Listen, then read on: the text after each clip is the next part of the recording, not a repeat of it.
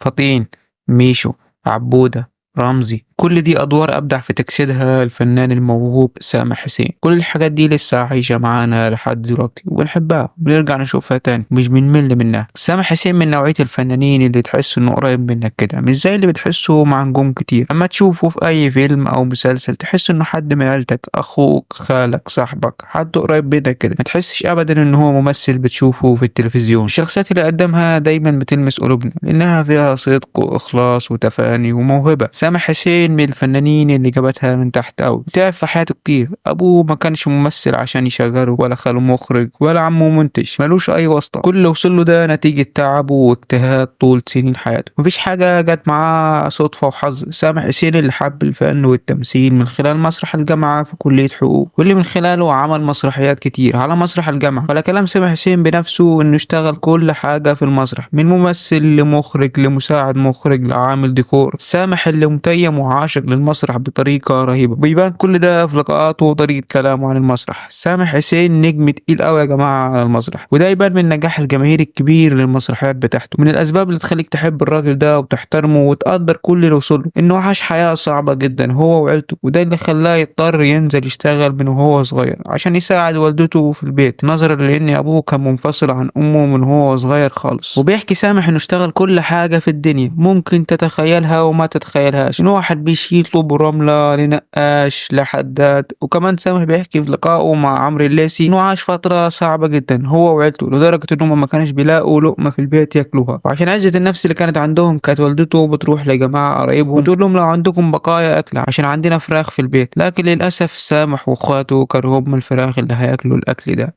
يعني كنا في فترة، عشنا فترة نقوم رايحين عندنا عزة نفس، فكانت والدتي رحمة الله عليها تقوم رايحة لقرايبي تقول لهم احنا مربين فراخ في المنور عندنا في اللي هي الايه، فيقوموا مدينها بقايا اكل او بقايا رز، بقايا مش علشان الفراخ، بس احنا الحقيقه كنا احنا الفراخ. طريقة كلام سامح وتأثره وهو بيتكلم بتحسسك فعلا ان هو عاش حياة قاسية جدا ومتعبة. من الحاجات الحلوة اللي بتشوفها في سامح انه رغم كل المعاناة اللي عاشها دي الا انه كان مؤمن بحلمه جدا وعنده يقين في الله ان هو هيوصل. رغم كل الظروف دي اللي ما تديش اي مؤشر ان هو هيوصل لحاجة، بس كان متمسك بالامل والحلم بتاعه. سامح حسين في بدايته اشتغل مسرح كتير قوي مع نجوم زي هنيدي واشرف عبد الباقي، وكمان اشتغل مساعد مخرج في افلام زي فيلم 45 يوم، وش اجرام، رشة جريء، جاءنا البيان التالي. المسرح بالنسبة لسامح كان حاجة مهمة جدا ليه، على عكس فنانين كتير كانوا بيتجهوا للسينما والتلفزيون. سامح بالنسبة له المسرح هو عشقه الاول، وبيعتبره اكتر مكان بيحس فيه بطاقة حقيقية وهو واقف قدام الجمهور وبيتفاعل معهم. هو دايما بيقول ان المسرح ليه طعم مختلف عن اي حاجة تانية لانه حاجة مباشرة في تفاعل الجمهور. سامح شايف ان المسرح مش مجرد شو، ده حياة وتجربة انسانية بتخليه قريب من الناس اكتر. عشان كده دايما كان بيحاول يطور من نفسه وبيحاول يختار أعمال ليها قيمة وتسيب أثر. في سنة 2000 كان الظهور الأول لسامح حسين في الدراما في دور بسيط جدا في مسلسل زيزينيا في الجزء الثاني. في 2001 بيعمل مسرحية اسمها حلو وكده، واللي من خلالها بيتعرف على الفنان أشرف عبد الباقي لأول مرة، عشان في نفس السنة يعمل معاه دور صغير في فيلم رشة جريء، وكمان بيعمل دور صغير في فيلم جاءنا البيان التالي. وفي سنة 2002 بيعمل دور زرطة بتاع البيض في فيلم صاحبه مع أشرف عبد الباقي ومحمد هنيدي. وفي السنة اللي بعدها سنة 2003 بيعمل دور حسن الحلاق في فيلم هندي مع أحمد آدم. كمان بيعمل دور سيحة القهوجي في فيلم عايز حقي مع هاني رمزي. وفي سنة 2005 بيعمل مسلسل من غير ميعاد، وكمان بيعمل دور سليني في مسلسل مبروك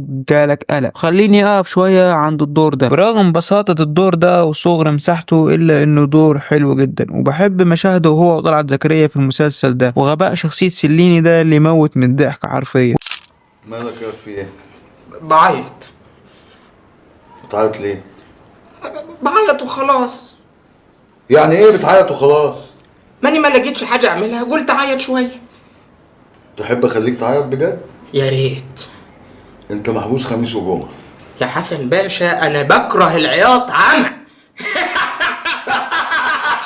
وبيعمل برضه دور في فيلم اريد خلعا مع اشرف عبد الباقي، وكان في دور غفير العمدة. انا بحب جدا العلاقة بين اشرف عبد الباقي مع سامح حسين، حاسه كده دايما مؤمن بموهبته وبيديله فرصة وبيساعده، وفي اي عمل بيعمله اشرف عبد الباقي بياخد سامح معاه حتى لو في دور بسيط جدا. وفي حكاية ناس كتير ما تعرفهاش، ان سامح حسين كان بيخرج مسرحية في كلية حقوق لمصطفى خاطر ومحمد انور وحمدي المرغني، واللي من خلال سامح بيتعرفوا على استاذ اشرف عبد الباقي عشان بعد كده يقدمهم للجمهور في تياترو مصر اللي بقى مسرح مصر بعد كده. في سنة 2006 بداية السعد بالنسبة لسامح حسين، السنة اللي من خلالها بياخد الفرصة الأهم والأكبر، السنة اللي كانت نقلة لسامح في مشواره كله والمحطة الأهم ليه، السنة اللي بيعمل فيها دور كلنا بنحبه، دبشة في لخمة راس، دور كبير ومساحة أكبر وصورة على الأفيش، يعتبر من الشخصيات الرئيسية في الفيلم. وثنائيته مع أشرف عبد الباقي والكيمياء اللي كانت ما بينهم كانت فعلا ملفتة للنظر. لو جيت شلت دور دبشة ونخنوخ من الفيلم كأنك شلت الفيلم كله حرفيا. الكوميديا كلها كانت جاية من عند الشخصيتين دول بصراحة. وتيجي اللحظة الأهم، لحظة كتابة شهادة ميلاد سامح حسين نحو النجومية، اللحظة اللي بيكلم فيها أشرف عبد الباقي سامح وبيقول له عايزك معايا في مسلسل راجل وست ستات في دور رمزي. من المفارقة بقى إن منتج المسلسل ما كانش راضي بسامح وكان عايز يمشيه ويجيب حد معروف شوية يعمل الدور، لكن مخرج المسلسل أسد فرادكار كان مصمم على سامح حسين وقال مش هكمل المسلسل من غير سامح. لكن ما تعرفش المنتج كان بيتلكك ساعتها ولا ايه، فراح قال له ما تكملش. فالمخرج مشى وساب المسلسل، والمسلسل بعد كده وقف شوية بس رجع اشتغل تاني، والمخرج رجع وكمل بسامح حسين. ومن قبل التصوير واشرف مراهن على سامح حسين وكان بيقول للمنتج ان سامح هيكون نجم السيت كوم ده، بيعمل سامح دور رمزي والمسلسل بيكسر الدنيا وبينجح، برغم ان سامح حسين ما كانش مقتنع بالدور وما كانش عايز يعمل المسلسل. وكان بيقول لاشرف عبد الباقي ما تيجي نعمل مسرح او اي حاجة تانية غير المسلسل، لانه ما كانش عارف يعني ايه سيت كوم، وكانت لان نوعية السيت كوم ما كانتش منتشرة قوي ساعتها في مصر. لكن سامح بيعمل الدور في الاخر بس كان بيدعي ان الدور ده يفشل، لكن بيحصل العكس والدور بينجح جدا وبيكسب اشرف عبد الباقي الرهان على سامح حسين. وبرغم ان شخصية رمزي دي كانت سبب رئيسي في نجاح المسلسل ده، الا ان سامح حسين كان بياخد اجر اقل من منة عرفة في المسلسل ده. وبالمناسبة انا عملت حلقة عن مسلسلات السيت كوم واتكلمت فيها على مسلسل راجل وست ستات، وخاصة دور رمزي اتكلمت باستفاضة اكبر عليه. لو عايزين تشوفوا الحلقة انا هسيب لكم اللينك في الديسكريبشن تحت، ممكن تبصوا عليها. في نهاية 2006 بيعمل سامح دور سيكا في قصة الحي الشعبي. برغم ان الفيلم هابط الا ان الفيلم ده انا بحبه جدا وفي شوية كوميديا حلوين من طلعت زكريا ومحمد شرف وسامح حسين. في 2007 سامح بيعمل الجزء الثاني من مسلسل راجل وست ستات بعد النجاح اللي حققه الجزء الاول. في 2008 بيعمل دور بصلة في طباخ الرئيس مع طلعت زكريا، وكمان بيعمل الاداء الصوتي لشخصية رفاعي في كرتون بسنت ودياسطي، وكمان بيعمل دور عسوي في فيلم الدادة دودي مع ياسمين عبد العزيز، وبيعمل دور كالوشة في اتش دبور مع احمد مكي. ودور كالوشة مش مجرد دور من نوعية ادوار سامح اللي عملها قبل كده، شخصية كالوشة البلطجي شخصية كانت جديدة على سامح، كان اول مرة يعمل كاركتر زي كده، لكن بصراحة عمله حلو جدا ودي حاجة مش غريبة على سامح لان بجد موهبة غير طبيعية. واحد بيقف على خشبة المسرح قدام جمهور كبير وبيعمل شخصيات اشكال والوان، فمش صعب عليه يعمل دور زي ده. من بعد الفيلم ده سامح حسين استوى فنيا واصبح خلاص جاهز يشيل بطولة لوحده، عشان في 2009 تجيله الفرصة الاكبر في تاريخه عشان يتقدم للجمهور كبطل في مسلسل عبودة ماركة مسجلة. المسلسل ده انا بحبه جدا جدا وما اقدرش بصراحة ازهق منه ولا امل. المسلسل ده فيه توليفة كده حلوة من جرعة كوميدية على تراجيدي على شوية اكشن لزاز، حاجة كده نوستالجيا على الاخر. مش عارف كم مرة عملت ريوتش للمسلسل ده من كتر حبي لشخصية عبودة واجواء المسلسل ده، يعني ما بقتش اعد بصراحة. والمسلسل اول ما اتعرض في رمضان 2009 نجح جدا واثبت سامح حسين انه يستحق البطولة وانه يقدر يشيل عمل لوحده. وبيعمل سامح في نفس السنة مسلسل كرتون الاطفال كلها بتعشقه حتى الكبار والله، مسلسل بقى علامة مرتبطة بشهر رمضان، مسلسل القبطان عزوز. في رمضان 2010 سامح حسين بيدغدغ سقف التوقعات عند الجمهور عشان بيثبت في السنة دي انه هو ممثل بيعرف يعمل اي لون، عايز كوميديا هتلاقي، عايز تراجيدي موجود، اكشن شغال، كل الكوكتيل ده سامح عمله في مسلسل اللص والكتاب، اللي من خلال المسلسل ده مش بيعمل شخصية واحدة، لا دول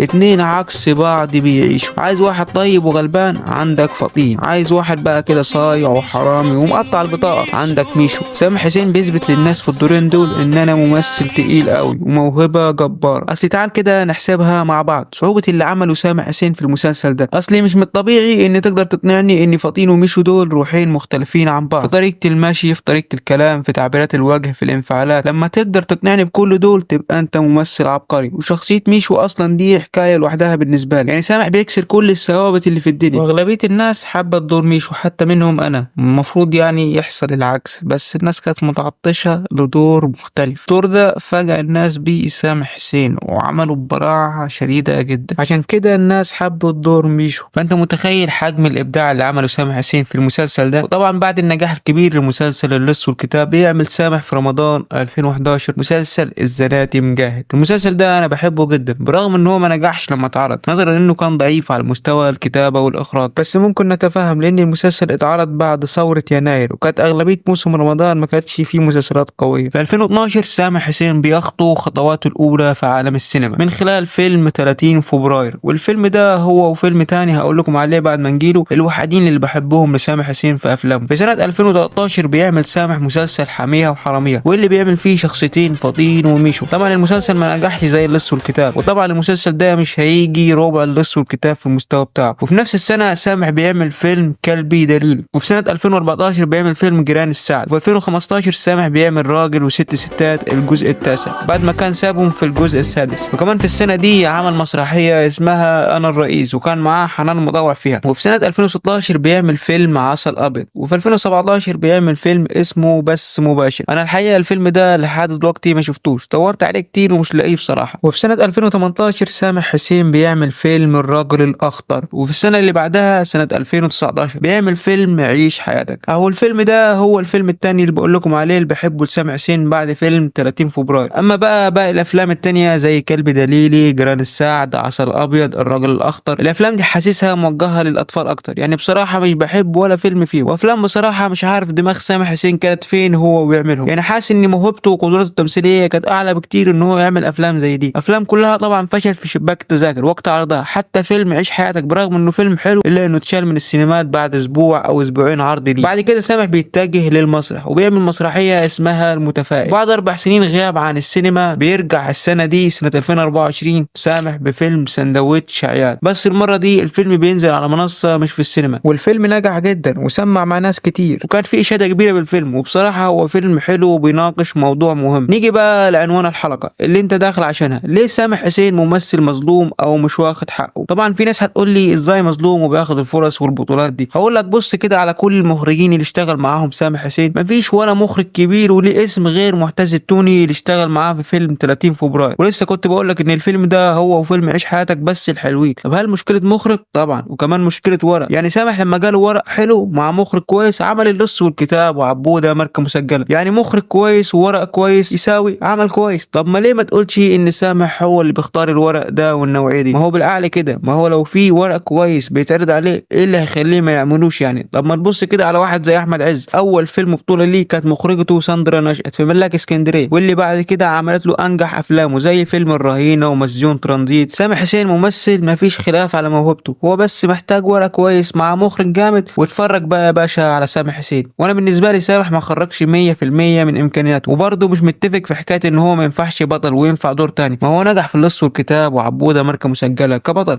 هو بس الحسبة في السينما مختلفة شوية عن الدراما وبس كده، مفيش حاجة تانية اقدر اقولها في الحكاية دي. يبقى في الاخر ده مجرد رأي شخصي ليا، اهم حاجة رأيكم انتوا طبعا. لو عجبتك الحلقة ما تنساش تعمل لي لايك وتعمل سبسكرايب عشان بجد تعبت في الحلقة دي. ويلا اشوفكم على خير، سلام.